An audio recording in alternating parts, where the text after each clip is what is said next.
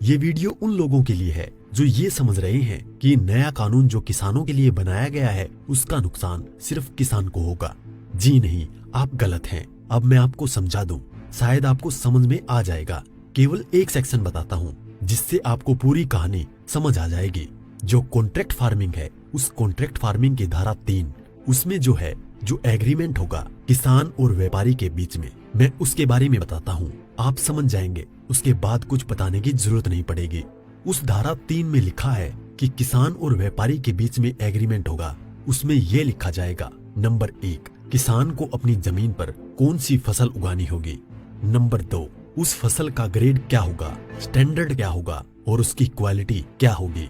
Number 3, उस फसल को उगाने के लिए जो बीज होगा, जो खाद होगा, जो कीटनाशक होंगे, जो मशीनरी होगी, जो तकनीक होगी, उसे वो व्यापारी जिसके साथ समझौता हो रहा है वो देगा।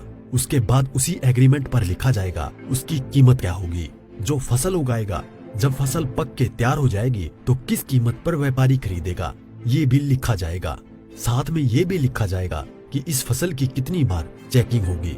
तो बोते समय जब फसल बढ़ रही होगी उस समय, और जब फसल कट के व्यापारी खरीदेगा उस समय, 3 समय उसकी चेकिंग होगी। अब मैं आपको समझाता हूँ एक बहुत मोटे से उदाहरण से। समझो, ये मानिए कि इस कानून के हिसाब से पूरे देश की जमीन, पूरे देश के जो किसानों के पास जमीन है, उसका जो व्यापारी है उनसे एग्रीमेंट हो गया। व्यापारियों से एग्रीमेंट होने के बाद सारी जो फसल है वो कहाँ जाएगी, व्यापारी के घर में। इसका मतलब ये हुआ कि सरकार के पास खरीदने के लिए एक दाना नहीं बचेगा। सारी की सारी फसल व्यापारी खरीद के ले जाएगा। और व्यापारी कितनी फसल खरीद सकता है, पहले उस पे प्रतिबंधता थी। अब आवश्यक पशु अधिनियम से वो बैरिकेड हटा दिए गए हैं। यानी कि जो एक लगा रखा था बैरियर कि इससे ज्यादा नहीं खरीद सकते, लिमिट लगा रखी थी, लिमिट को खत्म कर दी। इसका मतलब व्यापारी जितनी चाहे फसल खरीद के अपने गोदाम में रख सकता है। अब मानिए कि पूरी फसल किसान से व्यापारी के घर चली गई, तो आप थोड़ा सा पीछे आइए। 2013 में इस सरकार ने संसद में कानून बनाया था इस देश के गरीब लोगों के लिए। 82 करोड़ गरीब लोगों के लिए नेशनल फूड सिक्योरिटी एक्ट यानी राष्ट्रीय खाद्य सुरक्षा कानून के तहत 82 करोड़ लोगों को 3 रुपए किलो चावल, 2 रुपए किलो गेहूं और 1 रुपए किलो मोटा अनाज देना था। अब मैं आपसे सवाल पूछता हूँ, अब समझिए, आप सब कुछ जब सारा अनाज व्यापारियों के पास चला गया, सरकार के पास कुछ नहीं है, तो सरकार इन 82 करोड़ लोगों को कहां से अनाज दिलाएगी, पहले तो ये बताएं। इसका मतलब जो 82 करोड़ गरीब सरकार की मदद पर निर्भर था वो खत्म हो गया।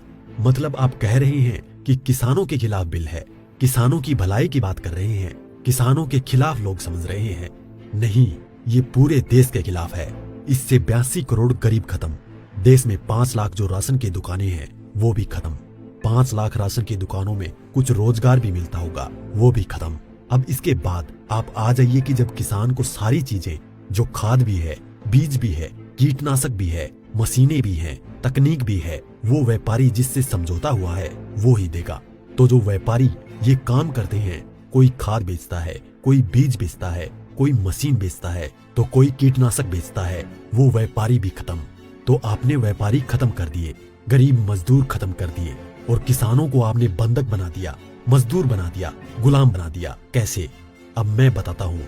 जब किसान की जमीन पर एग्रीमेंट हो गया तो किसान चाहकर भी अपनी जमीन में मानो मक्का बोए हुए है, मक्के से एक बोटा तोड़ के नहीं खा सकता। आज की तारीख में तो खेत में जाओ और एक नहीं 10, 20, 50 जितने भुट्टे तोड़ के खाने हैं खाओ, खूब सेक के रिश्तेदारों को भी ले जाओ।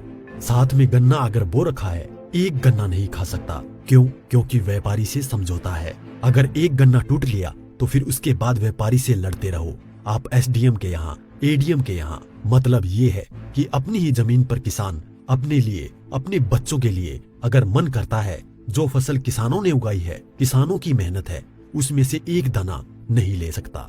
ऐसे कानून का क्या करेगा किसान? और इस कानून ने व्यापारी खत्म कर दिया, इस कानून ने मजदूर खत्म कर दिया, और साथ में जो किसान है, किसान को इतनी भी मोहलत नहीं दी गई। आज की तारीख में तो किसान किसी भी जगह से दूर जाकर, यहाँ से ठीक नहीं मिला तो वहां से ले, वहां नहीं मिला तो वहां से ले, यहाँ से कम नहीं मिला तो यहाँ से ले। खाद और बीज अपनी मर्जी से ले सकता है, इसके बाद नहीं, इसके बाद तो व्यापारी ही देगा। इसका मतलब ये हुआ कि चंद व्यापारियों के हाथ में पूरा देश जाने वाला है। और जब व्यापारी के साथ में समझौता हो गया तो कोई भी बैंक किसान को लोन नहीं देगा। इसका मतलब ये हुआ कि अगर उसे पैसे चाहिए किससे लेगा? एक ही रास्ता बचा है, उस व्यापारी से। तो सरकार कहती है कि जमीन नहीं जाएगी, तो ऐसे जाएगी जमीन। और उसी व्यापारी से जब वो कर्जा लेगा, धीरे धीरे कर्जा बढ़ता चला जाएगा और कर्जा बढ़ता चला जाएगा, व्यापारी का ब्याज बढ़ता चला जाएगा। लिहाजा जो किसान है अपनी ही जमीन उस व्यापारी को बेचने पर मजबूर हो जाएगा। अब थोड़ा सा पीछे जाओ, आपको ले जाता हूँ 1947 से पहले।